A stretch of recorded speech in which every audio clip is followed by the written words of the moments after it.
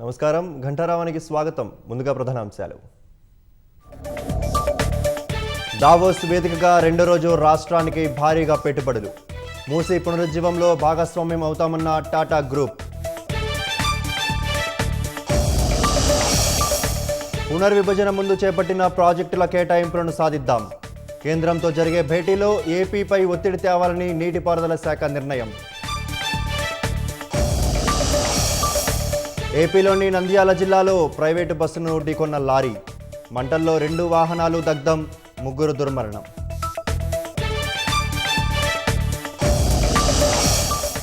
గణతంత్ర దినోత్సవం లక్ష్యంగా ఉగ్రదాడులకు జైషే మహమ్మద్ కుట్రలు.